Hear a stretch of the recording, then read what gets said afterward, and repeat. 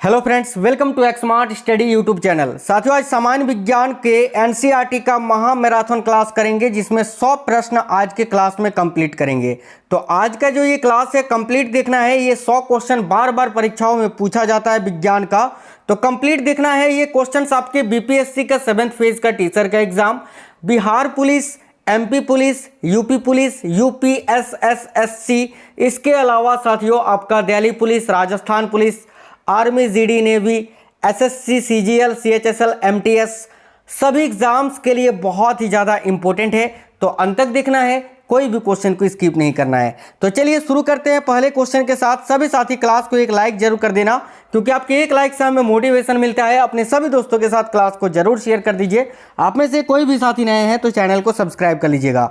चलिए देखते हैं पहला क्वेश्चन है, धान का खैरा रोग या लघुपत रोग किस तत्व की कमी से होता है? तो साथियों देखिए, धान में एक रोग होता है खैरा रोग, और इसको लघुपत रोग के नाम से भी जानते हैं। ये एक तत्व की कमी से होता है, और वो तत्व कौन सा है? तो याद रखिएगा, जिंक यानी जस्ता की कमी से धान में खैरा रोग या लघुपत नामक रोग होता है। अगला क्वेश्चन है, किसी ठोस पदार्थ के बिना द्रव में बदले ही, यानी किसी ठोस पदार्थ के बिना द्रव में बदले ही सीधे वाष्प अवस्था में परिवर्तित होने को क्या कहते हैं? तो याद रखिएगा, इसे हम बोलते हैं ऊर्ध्वपातन। ठीक है, जैसे कि कपूर हो गया, नैप्थलीन हो गया, ये क्या करते हैं? तो ये बिना द्रव में बदले ही सीधे ये वाष्प में बदल जाते हैं। तो याद रखिएगा, इसको हम बोलते हैं ऊर्ध्वपातन यानी सब्लिमेशन। अगला है, निम्नलिखित में से कौन सी मानव हार्मोन में आयोडीन मिश्रित होता है? तो मानव हार्मोन में मिश्रित होने वाला आयोडीन है thyroxine. Option number D correct answer हो जाएगा। थायराइड बीमारी में ये थायरॉक्सिन नामक हार्मोन जो है आयोडीन में मिश्रित होती है। अगला क्वेश्चन है, निम्नलिखित में से किनकी भित्तियों पर रक्त द्वारा डाले गए दबाव को रक्तदाब कहते हैं? यानी देखिए, ब्लड प्रेशर जो हम मापते हैं तो कहाँ पर स्थित रक्त को मापते हैं? तो देखिए, जहाँ पर शुद्ध रक्त होगा, और शुद्ध रक्त आपका होता है धमनी में जो रक्त होता है ना, वो हृदय से सीधे शरीर की ओर आता है। और सीरा में अशुद्ध रक्त होता है, और सीरा वाला जो रक्त होता है ये साथियों शरीर से ये हृदय की तरफ जाता है फिल्टर होने के लिए, और वही अशुद्ध रक्त को फिल्टर करके फिर हृदय जो है वो हमारे धमनी के माध्यम से शरीर की ओर प्रभावित करती है या फिर आती है। तो जहाँ पर शुद्ध रक्त होगा वहीं पर रक्तदाब को मापेंगे। तो राइट आंसर होगा, धमनी में शुद्ध रक्त होता है। ऑप्शन नंबर सी करेक्ट है। देखिए, जब पानी में नमक मिलाया जाता है तो निम्न में से कौन सा परिवर्तन होता है? तो देखिए, पानी में जब नमक को मिलाया जाता है तो क्या होता है कि क्वथनांक बढ़ जाता है और जमाव बिंदु जो होता है वो घट जाता है। करेक्ट आंसर हो जाएगा साथियों, याद रखिएगा, ऑप्शन नंबर ए। नेक्स्ट है, खसरा निम्नलिखित संक्रमण के कारण होता है? देखिए, खसरा एक प्रकार का डिजीज है, एक बीमारी है। ये किसके संक्रमण के कारण होता है? तो खसरा तो वायरस से होने वाला रोग है, वायरस यानी विषाणु। करेक्ट है, ऑप्शन नंबर ए।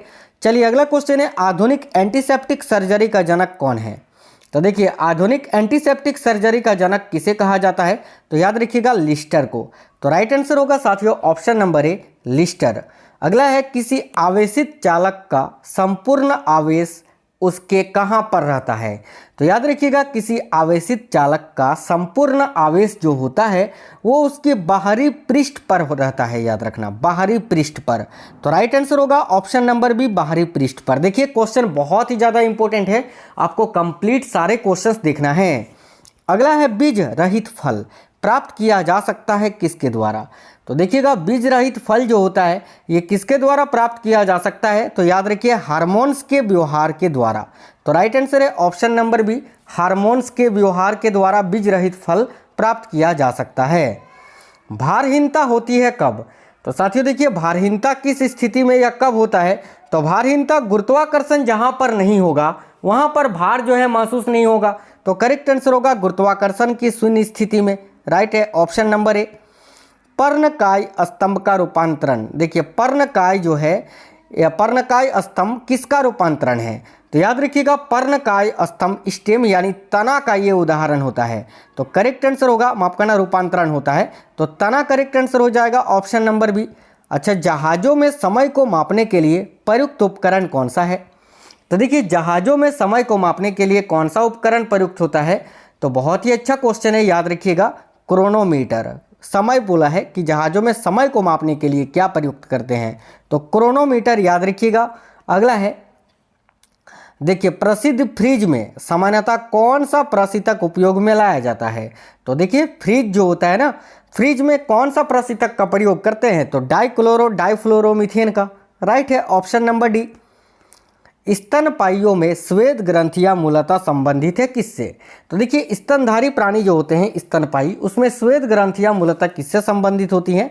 तो ताप नियमन से। करेक्ट है ऑप्शन नंबर सी, ताप नियमन। अगला है नॉर्मल ब्यूटेन तथा आइसोब्यूटेन का द्रवीभूत मिश्रण क्या कहलाता है? तो साथियों देखिएगा नॉर्मल ब्यूटेन तथा आइसोब्यूटेन का द्रवीभूत मिश्रण जो होता है वो क्या कहलाता है? तो द्रवित पेट्रोलियम गैस। इसी से एलपीजी का निर्माण होता है, यानी द्रवित पेट्रोलियम गैस, लिक्विफाइड या लिक्विड पेट्रोलियम गैस इसको बोल सकते हैं। अगला है विद्युत चुंबकीय प्रेरण के नियमों का उपयोग निम्न में से किसको बनाने में किया गया है? तो देखिए विद्युत चुंबकीय प्रेरण के नियमों का उपयोग जो है किसको बनाने में किया गया है? तो साथियों जनित्र यानी जनरेटर को बनाने में। संपीड़ित प्राकृतिक गैस यानी सीएनजी, कॉम्प्रेस्ड नेचुरल गैस का मुख्य घटक क्या है? तो याद रखिएगा संपीड़ित प्राकृतिक गैस का मुख्य घटक क्या होता है? तो मीथेन यानी CH4। करेक्ट है option number B. Vitamin D का रासायनिक नाम क्या है? तो साथियों ध्यान दीजिएगा विटामिन डी का रासायनिक नाम होता है calciferol. Option number D correct answer है। लाइसोसोम कार्य करते हैं किसमें? तो लाइसोसोम की खोज डी डावे ने की थी और लाइसोसोम कार्य करता है अंतकोशिकीय पाचन में। ऑप्शन नंबर सी करेक्ट होगा। याद रखिएगा लाइसोसोम कहाँ पर कार्य करता है तो या किस प्रकार कार्य करता है? तो अंतकोशिकीय पाचन में। चेचक के प्रति टीकाकरण में किसका समावेश किया जाता है? ध्यान दीजिए बहुत इंपॉर्टेंट क्वेश्चन है। तो देखिए चेचक के प्रति टीकाकरण में किसका समावेश किया जाता है? तो याद रखिए जीवित प्रतिरक्षियों का। करेक्ट है साथियों ऑप्शन नंबर सी, जीवित प्रतिरक्षियों का। अगला है गर्मियों में ताप 46 डिग्री सेल्सियस हो जाने पर भी ऊंट गर्मी से राहत महसूस करता है, क्यों? देखते हो ना गर्मी के दिनों में 46 डिग्री सेल्सियस तक जब टेम्परेचर बढ़ जाता है फिर भी ऊंट जो है ना गर्मी से राहत महसूस करता है, यानी ऊंट को उतना गर्मी नहीं लगता है, क्यों? तो देखिए करेक्ट आंसर हो जाएगा ऑप्शन नंबर बी, अपने शरीर के ताप को 42% सेल्सियस तक बढ़ाकर। करेक्ट आंसर हो जाएगा ऑप्शन नंबर बी। ठीक है, चलिए अगला क्वेश्चन है। सन 1959 में कृत्रिम रूप से डीएनए को संश्लेषित करने हेतु नोबेल पुरस्कार किसको मिला था? तो याद रखिएगा आर्थर कॉनबर्ग को। सन 1959 में कृत्रिम रूप से डीएनए को संश्लेषित करने हेतु इनको चिकित्सा के क्षेत्र में नोबेल पुरस्कार मिला था। कौन सा कोशिकांग प्रोटीन संश्लेषण में प्रमुख भूमिका निभाता है? तो देखिए कौन सा वो कोशिकांग है जो प्रोटीन संश्लेषण में प्रमुख भूमिका निभाता है? तो याद रखिएगा option number B correct answer हो जाएगा एंडोप्लाज्मिक। देखो एंडोप्लाज्मिक रेटिकुलम एवं राइबोसोम। तो करेक्ट होगा ऑप्शन नंबर बी। किसने सर्वप्रथम यह दिखलाया कि प्रकाश तरंगों का विवर्तन होता है? तो याद रखिएगा ये सबसे पहले दिखलाया था ग्रेमाल्डी ने। तो राइट है ऑप्शन नंबर ए ग्रेमाल्डी। प्रकाश संश्लेषण में विमोचित ऑक्सीजन उत्पन्न होती है किससे? ध्यान दीजिएगा प्रकाश संश्लेषण में विमोचित ऑक्सीजन जो होता है ये पानी के प्रकाशीय अपघटन यानी फोटोलाइसिस से उत्पन्न होती है या अपघटन होता है या उत्पन्न होती है। याद रखिएगा तो फोटोलाइसिस यानी पानी के प्रकाशीय अपघटन से। पारसेक किसकी इकाई है? तो साथियों पारसेक से क्या मापते हैं? दूरी को मापते हैं। दूरी की सबसे बड़ी इकाई होती है पारसेक। तो राइट आंसर होगा ऑप्शन नंबर ए दूरी। जब एक ठोस पिंड को पानी में डुबोया जाता है तो उसके भार में ह्रास यानी कमी हो जाता है। तो यह कमी जो होता है यानी ह्रास जो होता है वो कितना होता है? तो याद रखिएगा विस्थापित पानी के भार के बराबर कमी होता है। ठीक है, जब एक ठोस पिंड को पानी में डुबोया जाता है तो उसके भार में ह्रास यानी कमी होता है। तो यह ह्रास कितना होता है? तो विस्थापित पानी के भार के बराबर। अगला है समुद्र का जल नीला होने का कारण क्या है? समुद्र का जल नीला होता है किसके कारण? तो ऑप्शन नंबर डी जल के अणुओं के द्वारा नीले प्रकाश के प्रकीर्णन के कारण। Option number D right answer है। अग्निशमन में कौन सी गैस प्रयुक्त होती है? यानी आग बुझाने के लिए या आग बुझाने वाला जो मशीन होता है उसमें किस गैस का प्रयोग किया जाता है? तो याद रखिएगा कार्बन डाइऑक्साइड का। ऑप्शन नंबर बी सिंपल सा क्वेश्चन है। अगला है एक नदी में चलता हुआ जहाज अचानक समुद्र में आता है तब जहाज का स्तर क्या होता है? तो मैंने आपको बताया है पहले भी कि साथियों नदी का पानी स्थिर होता है, समुद्र के पानी में लहर आता है। जैसे ही नदी से जो है जहाज समुद्र में जाएगा तो समुद्र में लहर आएगा और लहर आने से जहाज, जैसे ही जहाज पर लहर पड़ेगा तो जहाज ऊंचा उठेगा। तो करेक्ट आंसर है थोड़ा सा ऊपर आएगा, ऑप्शन नंबर बी। चलिए अगला क्वेश्चन है, हॉर्न सिल्वर क्या है? तो देखिए हॉर्न सिल्वर ये रासायनिक रूप से होता है साथियों, याद रखिएगा सभी साथी, बहुत ही इंपॉर्टेंट क्वेश्चन। देखिए हॉर्न सिल्वर जो होता है साथियों, ये सिल्वर क्लोराइड होता है, ऑप्शन नंबर ए राइट आंसर होगा। याद रखिएगा इसका सूत्र AgCl होता है। यह चांदी का एक अयस्क है। किसका? Horn silver. तो ये चांदी का एक अयस्क है और इसको सेरा गायराइट के नाम से भी जानते हैं। याद रखिएगा सेरा गायराइट के नाम से भी इसको जाना जाता है। यह एक धूसर बहुत भारी हलाइड है जो सिल्वर क्लोराइड से बना खनिज होता है। सिंपल सी बात है, हॉर्न सिल्वर ये साथियों क्या किसका अयस्क है? चांदी का अयस्क है। याद रखिएगा सेरा गायराइट इसका एक अन्य नाम है, याद रखिएगा। और यह रासायनिक रूप से सिल्वर क्लोराइड होता है। अगला है, कंप्यूटर के संदर्भ में रैम का तात्पर्य क्या होता है? तो देखिए कंप्यूटर के संदर्भ में रैम होता है रैंडम एक्सेस मेमोरी। इसका फुल फॉर्म ही आपको बताना है, जो कि होता है साथियों रैंडम एक्सेस मेमोरी। तो करेक्ट होगा ऑप्शन नंबर बी। अगला है, सौर ऊर्जा का सबसे बड़ा यौगिकीकरण कौन करता है? तो याद रखिएगा सौर ऊर्जा का सबसे बड़ा यौगिकीकरण कौन करता है? तो हरे पौधे, ग्रीन प्लांट्स। अगला क्वेश्चन है, घरों में उपयोग होने वाले सूक्ष्म तरंग चूल्हों यानी माइक्रोवेव ओवन में निम्न में से कौन सा पद संबंधित नहीं है? तो देखिए घरों में उपयोग होने वाले सूक्ष्म तरंग चूल्हों में मैग्नेट्रॉन, विद्युत चुंबकीय तरंग और विद्युतीय ऊष्मा ये सभी तो संबंधित है, लेकिन रेडियो तरंग इससे संबंधित नहीं है। तो राइट होगा ऑप्शन नंबर सी, रेडियो तरंगे। देखिए वह तत्व जो उर्वरक में नहीं पाया जाता है। तो उर्वरक में नाइट्रोजन, हाइड्रोजन, फास्फोरस तो पाया जाता है, क्लोरीन नहीं पाया जाता है। तो राइट आंसर है ऑप्शन नंबर सी, क्लोरीन। अगला है, साइनोकोबालामिन क्या है? तो साथियों ध्यान दीजिए, साइनोकोबालामिन जो होता है इसका ये क्या है? तो ये विटामिन B12 का रासायनिक नाम होता है। ठीक है, देखिए विटामिन C का रासायनिक नाम क्या होता है? तो एस्कॉर्बिक एसिड।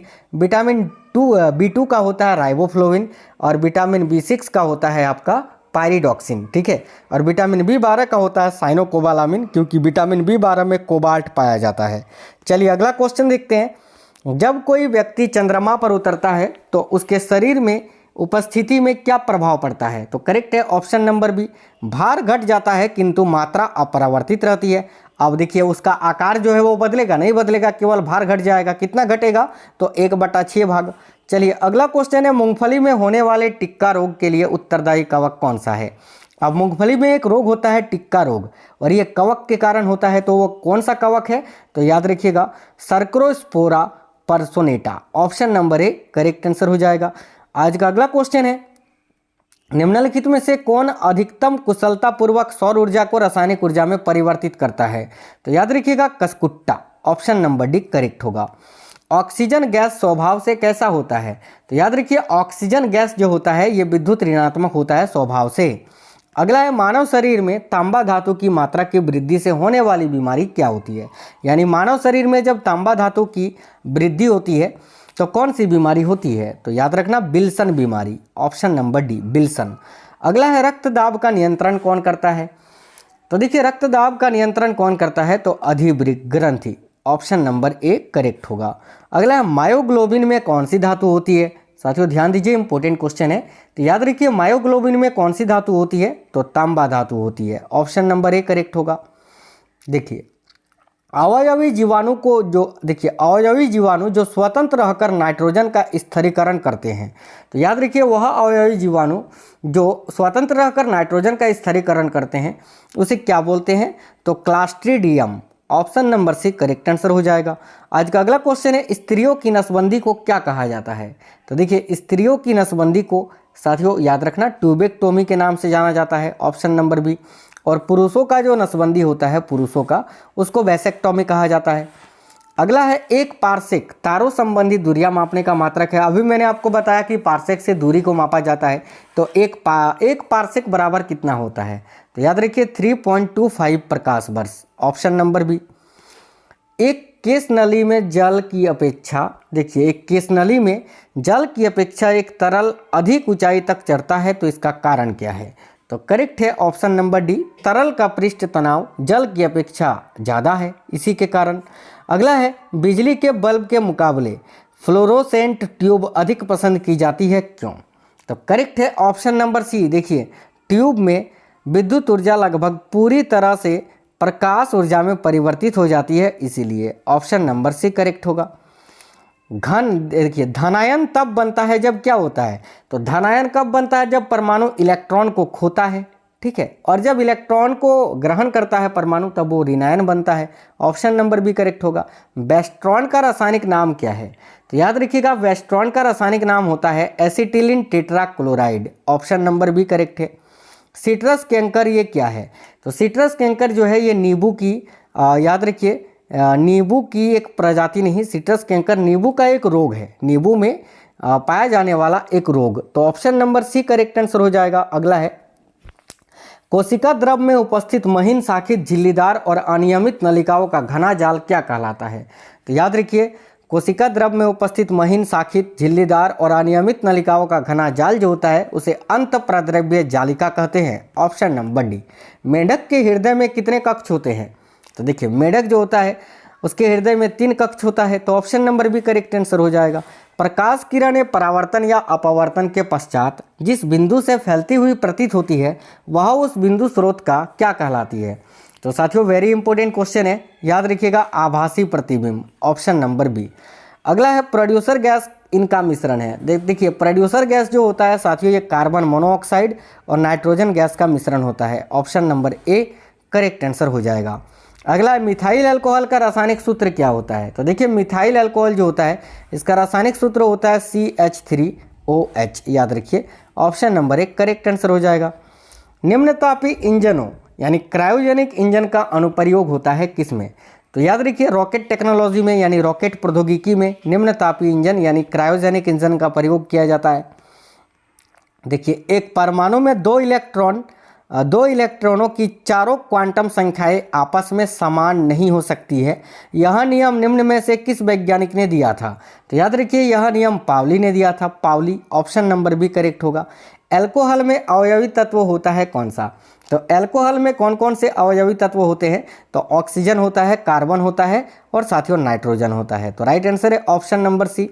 यदि किसी पिंड को पृथ्वी से 11.2 किलोमीटर प्रति सेकंड के वेग से फेंका जाए तो वह पिंड पर क्या असर पड़ेगा, तो सिंपल सा क्वेश्चन है कि पृथ्वी पर कभी भी नहीं लौटेगा। आप बोलोगे सर क्यों, तो देखिए पृथ्वी के पलायन वेग का मान होता है 11.2 किलोमीटर पर सेकंड। अगर इस गति से किसी भी पिंड को पृथ्वी से बाहर अंतरिक्ष में फेंकेंगे तो वो वापस पृथ्वी पर नहीं आएगा, अंतरिक्ष में ही घूमता रहेगा। अगला है किस पदार्थ के कारण बाष्पोत्सर्जन की क्रिया जो होती है वो कम हो जाती है, तो याद रखिए करेक्ट आंसर है क्यूटिन के कारण। Option number D cutin. वह गैस जो वनस्पति घी के निर्माण में प्रयुक्त होती है, तो देखिए वनस्पति घी के निर्माण में प्रयुक्त होने वाला गैस है हाइड्रोजन। ऑप्शन नंबर सी याद रखिए। कौन सा उपकरण चिकित्सकों द्वारा इस्तेमाल किया जाता है, तो करेक्ट आंसर होगा स्टेथोस्कोप। डॉक्टर जो ईयरफोन की तरह कान पर लटका के रखते हैं स्टेथोस्कोप उसे बोलते हैं। अगला क्वेश्चन है पानी में पैर लटकाकर बैठे हुए व्यक्ति को उसका पैर मुड़ा हुआ और छोटा दिखाई पड़ता है किसके कारण, तो याद रखिएगा अपवर्तन के कारण। करेक्ट है ऑप्शन नंबर ए। अगला है पहला कृत्रिम उपग्रह कौन सा था, तो देखिए पहला कृत्रिम उपग्रह था साथियों Sputnik 1। Option number A correct है, जो रूस ने प्रक्षेपित किया था। अगला क्वेश्चन है रॉकेट को चलाने में प्रयुक्त ईंधन क्या कहलाता है, तो देखिए रॉकेट को चलाने में जो प्रयुक्त ईंधन होता है उसको प्रणोदक कहा जाता है। ऑप्शन नंबर सी करेक्ट होगा। ध्रुवों पर नमन कोण का मान कितना होता है, साथियों याद रखिएगा ध्रुव जो होते हैं उस पर नमन कोण का मान 90 डिग्री का होता है, तो करेक्ट होगा ऑप्शन नंबर डी 90 डिग्री। मानव का मस्तिष्क लगभग कितने ग्राम का होता है, तो देखिए मानव का मस्तिष्क जो होता है 1350 से 1400 ग्राम तक होता है, तो ऑप्शन नंबर ए 1350 यहाँ करेक्ट आंसर हो जाएगा। अगला सिनेबार का रासायनिक सूत्र क्या होता है, तो याद रखिए सिनेबार ये पारा का अयस्क होता है और सिनेबार का रासायनिक सूत्र होता है HGS। Option number A correct हो जाएगा। अगला खाना पकाने के लिए विशेष रूप से निर्मित चिपचिपाहट रहित बर्तनों में किसका लेप किया जाता है, तो याद रखिए खाना पकाने के लिए विशेष रूप से निर्मित चिपचिपाहट रहित बर्तनों में किसका लेप किया जाता है, तो साथियों टेफ्लॉन का। टेफ्लॉन करेक्ट है ऑप्शन नंबर डी टेफ्लॉन। याद रखिएगा गुड़ किसका मुख्य स्रोत है, तो देखिए गुड़ जो होता है ना ये कार्बोहाइड्रेट का मुख्य स्रोत होता है, तो option number B carbohydrate correct answer हो जाएगा। अगला उस विज्ञान को जो आनुवांशिकता के नियमों द्वारा मानव जाति की उन्नति का अध्ययन करता है उसे क्या कहते हैं, तो साथियों उस विज्ञान को हम यूजेनिक्स के नाम से जानते हैं, जो आनुवांशिकता के नियमों द्वारा मानव जाति की उन्नति का अध्ययन करता है। चप्पल की आकृति का जंतु कौन सा होता है, यानी वह जंतु जिसकी आकृति चप्पल के समान होती है। तो याद रखिए paramecium, option number B correct होगा। लकड़ी की वस्तुओं को कीड़ों से बचाने के लिए उस पर लेपन किया जाता है किसका। याद रखिएगा साथियों, लकड़ी की वस्तुओं को कीड़ों से बचाने के लिए उस पर जिंक क्लोराइड का लेपन किया जाता है। ऑप्शन नंबर ए राइट आंसर है। मैसॉन के खोजकर्ता कौन है, यानी मैसॉन की खोज किसने की थी। तो याद रखिए मैसॉन के खोजकर्ता हैं Yukawa. Option number C correct है। निम्नांकित में से किसने आणविक सिद्धांत का प्रतिपादन किया था। तो देखिए आणविक सिद्धांत को किसने प्रतिपादित किया था, तो जॉन डाल्टन ने। ऑप्शन नंबर डी करेक्ट है, जॉन डाल्टन। किस साल अंतरिक्ष शटल कोलंबिया का आपदा हुआ जिस पर कल्पना चावला की मृत्यु हो गई थी। तो देखिए राइट है 2003 में। ऑप्शन नंबर बी करेक्ट होगा। अगला है कौन सा तत्व आवर्त सारणी का पहला तत्व है। तो याद रखिए आवर्त सारणी का जो पहला तत्व है वो है हाइड्रोजन। हाइड्रोजन का परमाणु संख्या 1 होता है। नेक्स्ट है इनसेट 3D 2013 में भारत के नवीनतम मौसम उपग्रह कहाँ से शुरू किया गया था। तो याद रखिएगा फ्रेंच गयाना से। Option number C. अगला है निम्नलिखित में से कौन सा ओम मीटर द्वारा माप किया जाता है या मापा जाता है। तो ओम मीटर के द्वारा इनमें से क्या मापा जाता है, तो विद्युत का प्रतिरोध करेक्ट है। ऑप्शन नंबर ए। अगला है बायोगैस किसका मिश्रण होता है। तो देखिए बायोगैस जो होता है ये मीथेन और कार्बन डाइऑक्साइड का मिश्रण होता है साथियों। Option number A correct answer हो जाएगा। कौन सा हमारे सौरमंडल में मूल ग्रह के लिए कोठरी उपग्रह है, यानी हमारे सौरमंडल के मूल ग्रहों का उपग्रह इनमें से एक कौन सा है। तो फोबोस करेक्ट होगा। फोबोस जो कि साथियों मंगल ग्रह का उपग्रह है। अगला रेक्टिफायर का प्रयोग कहाँ किया जाता है। तो याद रखिए रेक्टिफायर का प्रयोग हम AC को DC में बदलने के लिए करते हैं। Option number D. अधिपादप वैसे स्थानों पर पाए जाते हैं जहाँ पर क्या हो। तो याद रखिए अधिपादप जो होते हैं वैसे स्थानों पर पाए जाते हैं जहाँ पर वर्षा पूरे वर्ष होती है। नेक्स्ट है रासायनिक प्रयोगशालाओं में उपयोग में लाया जाने वाला लिटमस पत्र किससे प्राप्त किया जाता है। तो देखिए रासायनिक प्रयोगशाला में उपयोग में लाया जाने वाला जो लिटमस पत्र होता है वो किससे प्राप्त किया जाता है, तो लाइकेन से। करेक्ट है ऑप्शन नंबर सी लाइकेन। वस्तु के वेग तथा उसी माध्यम में एवं उन्हीं परिस्थितियों में ध्वनि के वेग के अंतर को क्या कहते हैं। तो याद रखिएगा मैक संख्या यानी मैक नंबर कहते हैं। किस भारी धातु की विषमता यकृत सिरोसिस पैदा करती है, यानी किस भारी धातु की विषमता से यकृत में सिरोसिस नामक बीमारी होती है। तो याद रखिएगा कॉपर की वजह से। कॉपर यानी याद रखिएगा सभी साथी तांबा की वजह से। चलिए अगला क्वेश्चन है स्वपरिस्थितिकी का अभिप्राय क्या है। तो याद रखिए स्वपरिस्थितिकी का अभिप्राय है व्यक्तिगत जीवधारी का पारिस्थितिक अध्ययन। Option number B. लिगामेंट एक रचना है जो जोड़ती है किसको किससे। तो लिगामेंट जो होता है ये अस्थि को अस्थि से जोड़ता है, यानी हड्डी को हड्डी से। और एक होता है टेंडन जो कि अस्थि को मांसपेशी से जोड़ता है। क्रिस्टल की संरचना जानने के लिए निम्न में से किसका प्रयोग किया जाता है। तो याद रखिए क्रिस्टल की संरचना को जानने के लिए दृश्य प्रकाश का प्रयोग किया जाता है। Option number D. 2,4-D ये क्या है। तो याद रखिए जब भी ये क्वेश्चन पूछिए 2,4-D याद रखना ये एक शाकनाशी है। ऑप्शन नंबर ए। वह पक्षी जो अपने शत्रु से बचाव के लिए अपना सिर रेत के अंदर कर लेता है। तो भाई याद रखिएगा साथियों शुतुरमुर्ग, वह पक्षी है शुतुरमुर्ग जो कि अपने शत्रु से बचाव के लिए अपना सिर अंदर कर लेता है। तपेदिक उत्पन्न करने वाला जीवाणु कौन सा है। तो याद रखिएगा तपेदिक उत्पन्न करने वाला जो जीवाणु है वो है साथियों माइकोबैक्टीरियम। Option number B. स्थायी चुंबक ये किसके द्वारा बनाए जाते हैं। तो देखिए स्थायी चुंबक जो होते हैं ये इस्पात के बनाए जाते हैं। इस्पात करेक्ट है। ऑप्शन नंबर ए। गेहूं के पौधे का वानस्पतिक नाम क्या होता है। तो याद रखिएगा गेहूं का जो पौधा होता है उसका वानस्पतिक नाम होता है टिट्रिकम एस्टिवम। Option number D. Sodium chloride में किस प्रकार का बंधन होता है। तो सोडियम क्लोराइड यानी NaCl इसमें जो है विद्युत संयोजक बंधन होता है साथियों। ऑप्शन नंबर सी याद रखिएगा। सल्फर का मुख्य प्रयोग किसके विनिर्माण में होता है। तो देखिए सल्फर यानी गंधक, सल्फर का प्रयोग सल्फ्यूरिक एसिड के निर्माण में होता है। तो ऑप्शन नंबर ए करेक्ट होगा H2SO4। अगला मेमोरी शब्द किससे संबंधित है। तो मेमोरी इसका संबंध किससे, स्टोरेज से है। करेक्ट होगा ऑप्शन नंबर डी स्टोरेज से। अगला क्वेश्चन है भाषा जिसे कंप्यूटर समझता है व निष्पादित करता है वह क्या कहलाती है? यानी वह भाषा जिसको कंप्यूटर समझता है। तो याद रखिए मशीनी भाषा, option number B. Last question है, मूल ग्रंथियाँ किसमें पाई जाती हैं? तो देखिए मूल ग्रंथियाँ जो होती हैं ये कुछ लेग्यूमिनस पादप किनको बोलते हैं? तो दाल कुल के जो पौधे होते हैं और तथा कुछ अन्य पौधों में भी मूल ग्रंथियाँ पाई जाती हैं। तो करेक्ट है ऑप्शन नंबर ए। साथियों बहुत ही इंपॉर्टेंट ये क्वेश्चंस थे। आपको क्लास कैसा लगा है जरूर बताइएगा कमेंट बॉक्स में। क्लास लाइक और अपने सभी दोस्तों के साथ जरूर शेयर कर दीजिएगा। मिलते हैं आपसे नेक्स्ट क्लास में, तब तक स्वस्थ रहें। जय हिंद, वंदे मातरम।